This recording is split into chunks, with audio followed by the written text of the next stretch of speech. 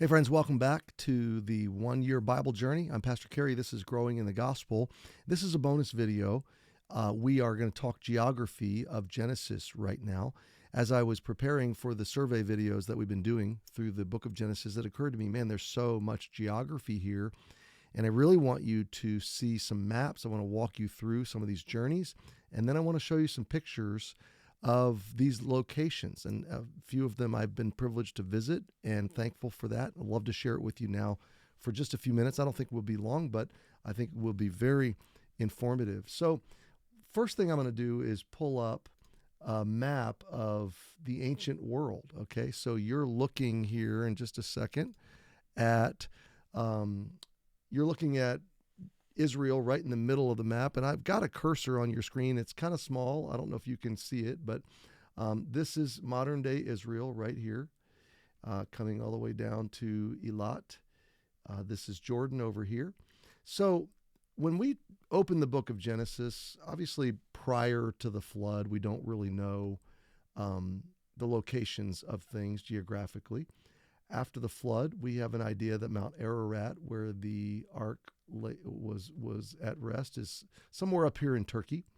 But when you turn the page to chapter 12, we find Abraham, and Abraham lives way over here to the east in a little city. Well, it's a little dot on the map called Ur.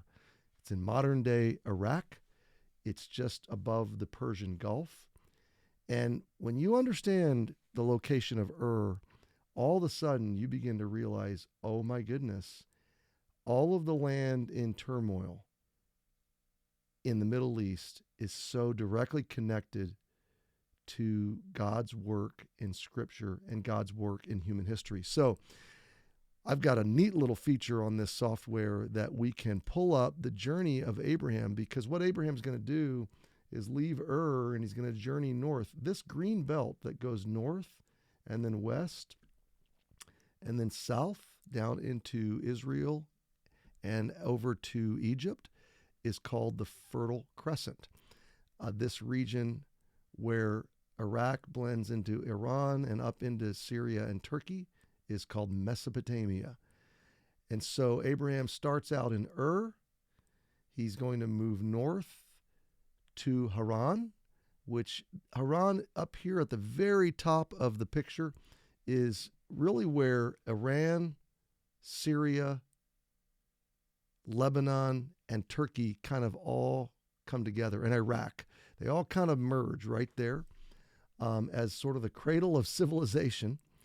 And Abraham's going to make his way down south into what's called the land of Canaan. And he's going to end up over here in Egypt and then back to Beersheba. So if I pull up the journeys of Abraham, let's watch as the arrow follows up to Haran and now down into Canaan and then over to Egypt and back and then down to Hebron, which is where Beersheba and Hebron, where he ends up finishing out his journey. So if you look at that map and you see the blue journey, this is the life of Abraham. We'll do the same thing next with, let's see here. We read in Genesis 15 about the armies of the north coming down and defeating Sodom and Gomorrah, pillaging, taking Lot and his family and others captive, and then retreating back through Dan, up almost through Damascus. So let's watch the journey of the kings of the north. They come out of Lebanon, down into the area of Sodom and Gomorrah. Abraham now chases them up to Dan, over Mount Hermon, out towards Damascus, brings everything back, and meets the king of Sodom down near Jerusalem. That arrow actually stops too quickly. Where the blue arrow stopped right here in Shechem, Abraham actually continues south, and down in chapter 14, when he meets Melchizedek, he's right in here in Jerusalem. But these kings come out of the north, and they pillage, conquer all the way down here to Eilat, up through the Negev desert, into the plains of Sodom and Gomorrah, and then back, and Abraham overtakes them here in Dan. This is all in chapter 14. And then defeats them almost to Damascus, and then brings the goods and the people back. And that's the campaign of the kings of the north. Jacob's journeys, which we're going to read about, start in Beersheba, go up to, as he's running from Esau, Haran, where he meets his wife and Laban, wives, I should say. Then he finds his way back down. Penuel is where he wrestles with God. And then he ends up back down here in Hebron. So Jacob makes a pretty good journey throughout his lifetime too. And remember, this is an entourage of people traveling, and Abraham and Jacob both with large families and large flocks and herds and servants. And it was a small city on the move. And we'll talk about that journey a little more next week in our reading. So that's Jacob's journeys. We'll stop there for the broader map. I want to clear the journey, and I want to talk for a moment. I'm going to put up what's called ancient highways. Ancient highways of the known world of the Old Testament. What's amazing, obviously these aren't highways like we think of highways, but they are travel routes. And when you really zoom out of the world of the Old Testament, and you look at the development of the world that we live in now, it's pretty amazing to think that Israel, modern day, what we call Israel, is literally the epicenter. It's the center of the X of all the population and the commerce and the trade and travel of all the world, all the way up through Jesus' time, before the Western world even was a reality. This was, and it's amazing to me that this is where God centered his work, and this is where, when he visited the planet, this is where he visited. So as we read through the biblical narrative, we're gonna be reading of people taking these very routes. We're gonna read of Jesus ministering in these very regions. I want to take the routes off the map now for a minute. Let me do that. And I want to zoom in a little bit here to the nation of Israel itself. And I want to talk you through the geography of this land. It's very important. So I want you to start up here where the word Lebanon is and follow my cursor. Mount Hermon, I'll sometimes say Hermon because that's how they say it. Mount Hermon is the highest point. I'm going to talk about elevations in a moment. And as we move south, everything moves lower. Everything moves lower. The mountains and the valleys, it all gets lower. So we're going down in elevation, even though we're going to still have some ups and downs in hill country and mountains and valleys. This is the city of Dan. It's the farthest most north city in the Old Testament land of Israel, and really modern day Israel. It's right on the border with Lebanon. I'm going to show you some pictures of ancient Dan in a few moments. This region north of the Sea of Galilee is called the Upper Galilee. It's also called Bashan in the Bible. These hills on the east side of Galilee.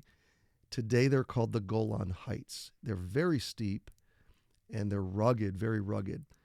The Upper Galilee is a very fertile region. You can kind of see the fertile areas by the coloration on the map. And as you go lower in elevation, there's a lot of hill country up north of Galilee. It's elevated, it's high, it is still very fertile, but also very rugged. When you descend down into this region of the Sea of Galilee, everything gets greener, the hills get more rolling, the land gets more lush. Just over the hills from the Sea of Galilee, you come to a hill area looking south. And right about where my arrow is, by the way, is Nazareth. It's not Nazareth in Genesis, but it's going to be Nazareth. All this region of Galilee isn't called Galilee until much, much later. But I just want you to understand the land. So if you follow my arrow, we're looking at the coast of the Mediterranean Sea. We're going to move inland and a little bit uphill, and the land begins to climb. It's very fertile all along this Mediterranean plain, very fertile. The region of Sharon, the Rose of Sharon, if you remember that, that's right here along the Mediterranean coast. There's hills that climb out of the region of the Mediterranean up into the hills. As you get further up into the hills, things get more rugged. But there's this divide right here in the north part of the country. Mount Carmel comes to a point, this ridge comes to a point. It's kind of the point of the hill country. But there's a large valley, you can follow my arrow, that comes around the upper Galilee and opens out very broadly and empties down into the Jordan River Valley. This Jordan River goes all the way from Dan, where the headwaters are, out of Mount Hermon, down to the Sea of Galilee, and runs all the way down this fault line to the Dead Sea, and then down further south to the Red Sea. This is below sea level, this valley. So I want to go for a minute west to east. So we're going to move east. We're going to move from the Mediterranean coastline up this fertile area, both north and south, very fertile. But as we get about 30 to 45 minutes away from the coastline, we start to get in the foothills. As we approach an hour, we're moving up into the hills. And the country of Israel, the nation, the land, has a spine. And I would say that spine really begins down here in Beersheba. And it runs the length of the country all the way up through these hills to Carmel, which comes to a point right above Haifa. But if we continue going north instead of moving west that way, as we watch my arrow, it empties out, the hill country kind of empties out into this valley again that kind of doglegs over into the Jordan River. This valley is called the Valley of Megiddo. It's also called the Valley of Jezreel. So we move out of the hill country into the Valley of Jezreel, Megiddo, back into the hill country, which is called Galilee, Nazareth, Lower Galilee, Upper Galilee, and then out into Lebanon and Syria. This is modern-day Syria, where the word Bashan is. As we move south, it becomes modern-day Jordan. So coming back to my west to east move, we go from the low country, the Mediterranean coast, up into the foothills, up into the taller hills. And then these hills radically, this spine changes radically to desert. As you come out of the cities of this rugged hill country, you descend rapidly down steep and very barren hills. The hills to the west are very green and lots of vegetation, and the lower you go, the more green and the more fertile, and lots of farmland. As you go east, you descend rapidly towards Jericho, towards Beit Shan, towards the Dead Sea, towards the Jordan River, and it becomes barren desert, dry. This is the wilderness where Jesus was tempted. This is the wilderness where John the Baptist preached. But this was wilderness all the way back to Abraham's day. As you come across this wilderness desert, across the Jericho, you come in, by the way, the further south you go is desert, the further north you go is fertile. So moving from west to east, you have low country, foothills, mountains, hills, steep decline, desert, Jordan River Valley, and then you cross over into modern-day Jordan and you have hills again. And the further north you go, these are very fertile hills. The further south you go, these are desert, barren hills as you get down to Moab, Ammon, Edom. You get down into the Arabian Peninsula.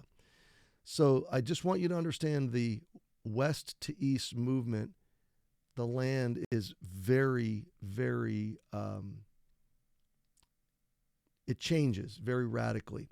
Let me show you a picture that will help you visualize. So this is west Mediterranean coastline, fertile Mediterranean land, foothills, hills, steep decline, Jordan River Valley, and you can see the elevations, and it's low resolution. Oh, I'm sorry, I didn't change my screen for you. Here you go. Here's the picture I want you to see. Mediterranean, foothills, hills, radical elevation decrease, Dead Sea, Jericho. Up north, you go to the Sea of Galilee. But then you have more hills in the Jordan, or what's called Transjordan. So Amman, Jordan, you see the elevation 3,500 feet above sea level. You see the Dead Sea 1,300 feet below sea level. You see the city of Jericho 800 feet below sea level. But Jerusalem, 45 minutes to an hour away, 2,500 feet above sea level. And then you see the Mediterranean Sea. So that gives you a bit of an understanding of what this land does. Now I need to go back to this map and talk to you for a moment about the middle of this part of the country. When Abraham comes into the land, he comes down the spine. It's important to note that because it's not the road most people would have taken, but this is the road God led him on. Most travelers would take the easy road, which was down the Jordan Rift, along the foothills, or across the low-lying hills, and then or through the cut-throughs from the valley of Jezreel over and then down along the Mediterranean coastline. Gaza is down here. So Abraham lived in the hill country, and they call this the land of the patriarchs. And you'll see, if you can see on the map, let me zoom in just one more. You can see Shechem, Shiloh, Bethel, Jerusalem, Bethlehem, Hebron, Beersheba. So this is called the highway or the road of the patriarchs. When you get up into this area in the north, this would be in Abraham's day. It would be called Shechem. It would be called then later in the Bible narrative the northern kingdom, starting with Bethel and going north to Dan, which is off the map. In Jesus' day, this was called Samaria. And in our day, it's called the West Bank. It's all biblical. This Shechem area is where Joseph was sold into slavery. We'll come into all that. Abraham, Isaac, Jacob, Joseph, this was their home territory, okay? Jacob moved further north for a time, but then he ended up back down here. The important thing to remember about this hill country is there's not any natural sources of water. You got to dig for wells or you got to pray for rain. It was hard work and it was faith. It was trust. So Lot chose the well-watered plains of Sodom, but God told Abraham to stay up here in the hill country and that he would take care of him. Life of faith versus a life of sight. Amazing topography and amazing to understand and be able to put this all together. Okay, now I want to go to my other screen and I want to jump over to these pictures and I want to show you some of these locations. So this is the headwaters of the Jordan River in the city of Dan, which is an ancient city. It goes all the way back to the time of Abraham. I think I can zoom in here and maybe size my window a little better. Whoops. So that you can see more on your screen. Okay, so there's the headwaters of Dan. The city of Dan, the ancient city of Dan, excavators not long ago unearthed this mud brick city gate. It's all filled in now, but you can see the stairs. You can see the old gate of the city. This was the ancient city, the ancient gate of the city of Dan that dates back 2,000 years before Jesus. So this is the steps, and this is the gate that Abraham approached when he came to the city of Dan, chasing those kings to rescue Lot. As you leave Dan and head south, as Abraham would have done with Lot and with all the family and all the spoils, you come through this valley. This is the upper Galilee. We're way up above the Sea of Galilee. These are the hills of Bashan, Mount Hermon is off in the distance, about where my cursor would be on this screen. Damascus is out over these hills, several hours drive.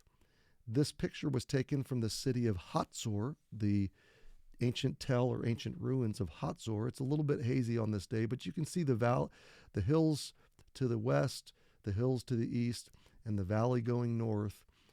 This is the way that Abraham would have traveled coming down through this land. And by the way, many others in biblical times as they go back and forth.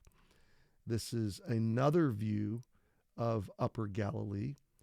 The Sea of Galilee is off of the screen to the right. This is actually, no, the Sea of Galilee is off to the left.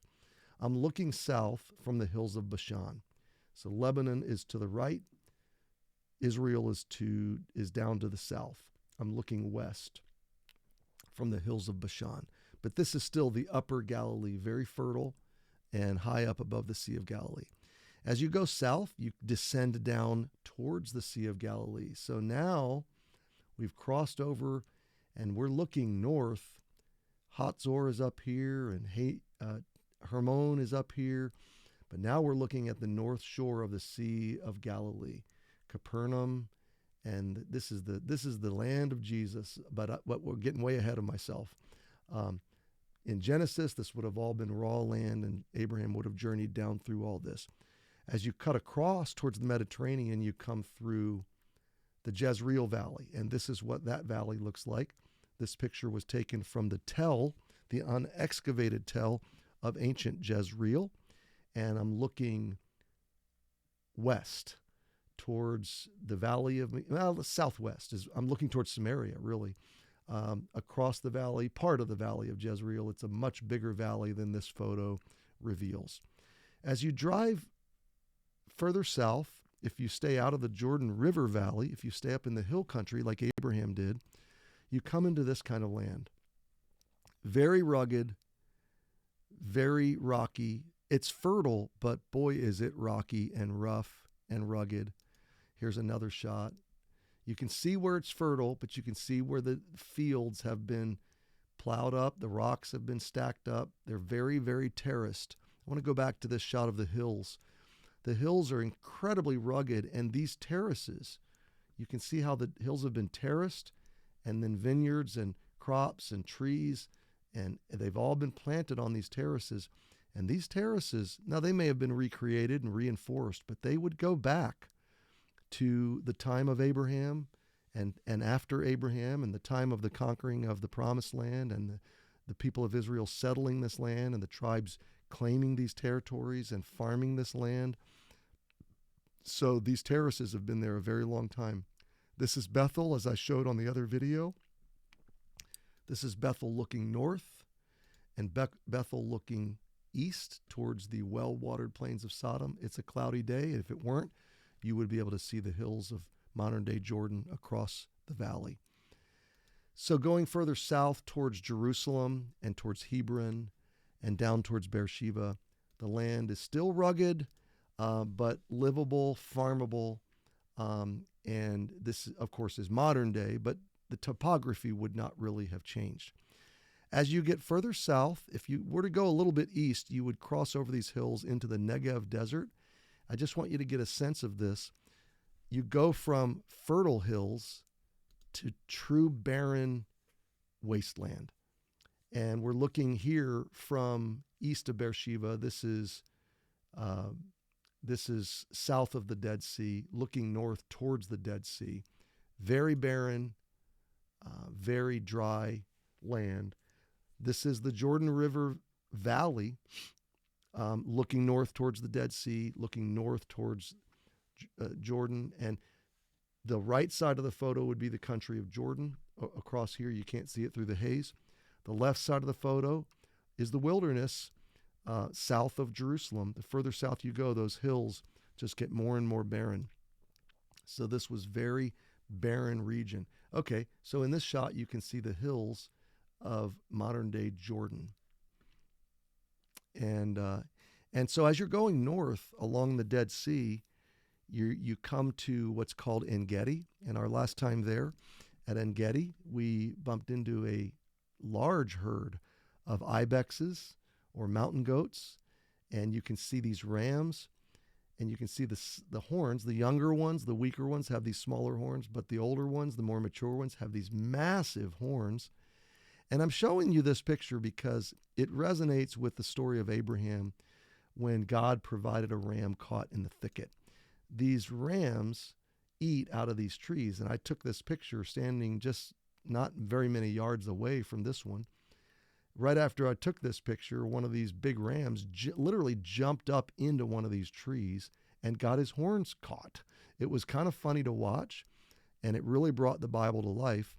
But you can see two things about these horns. Number one, the Genesis account of the ram caught in the thicket and God providing the offering for Abraham. But the other thing that comes to my mind is many times in Scripture, especially in the Psalms, we read about my horn, my horn. And the idea of the horn is strength and authority and victory and blessing. So that kind of gives you a picture. The reason I'm showing you these pictures not only apply to Genesis, but other parts of the Bible, is I want you to understand so much of the Bible uses imagery of farming and topography and stone and water and soil and cliffs and rocks and mountains and valleys and rivers. And that's because the land is so diverse with this different topography. And all of this visual imagery needs to make sense to you as you're reading the Bible and as you're understanding the sense of these things. I want to show you one more picture. So I showed you this east to west cut of the land, but if I go down a little bit on this photograph, we see the north to south view of the elevations. So the height of Mount Hermon in the northernmost part of the country going into Syria. Part of Mount Hermon is in Syria, part of Mount Hermon is in Israel. 9,232 feet. And as you descend, obviously this is a bit of a caricature because we're compressing hundreds of miles here. As you descend, you come to the upper Galilee, and then you come to Galilee, and then the Jordan River flows south down to the Dead Sea. So from the northernmost part of the country, you go from 9,200 feet in elevation to the lowest southernmost part of the country, negative 1,300 feet elevation.